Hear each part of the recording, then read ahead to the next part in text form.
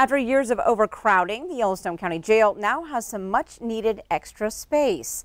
As inmates anticipate a little more room to breathe, taxpayers can also breathe a sigh of relief as the $16 million project comes in under budget. More room, more safety, and a new outlook for the Yellowstone County Jail. Q2's Zoe Zandora took a tour of the expanded facility today to give us a look inside. Incredible job. These guys on time, under budget. The quality is just incredible. The Yellowstone County Detention Facility hosted an open house today for the recently constructed women's unit. In 2012, the facility booked over 10,000 people into the original jail, and in 2013, the number didn't seem to be going down, and the city knew they had to do something with the jail capacity. Right now, we have some people that we're not putting in jail that probably should be put in jail.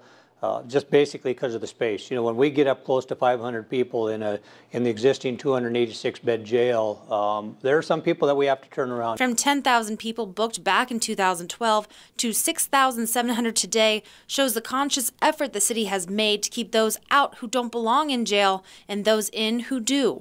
One of the problems the department faced is the increase in the number of women that were being incarcerated. When I was working patrol, and then when I was eventually assigned to the Marshals Task Force, I was coming in here every day, into the existing unit every day, and I just saw people in the intake units and in the booking area and stuff, just how busy it was and how crowded it was, and just sometimes the look on the staff's face about, oh, you're bringing in another one, that type of stuff. And where were we going to put them? And especially the women, because we were seeing more and more of that. The new addition to the Yellowstone County Detention Facility is designed to hold 148 people, from state to federal inmates. The expansion will allow women to be classified and housed in either maximum, medium, or low security units. If you have a real serious offender that can't be around other people, or maybe it's a keep separate because they have a commonality in a case, a criminal case or something, they can't be in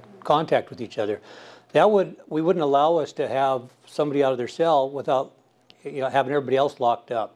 So that's why we use the design that we did, a classification design like this. In Billings, Zoe Zandora, MTN News.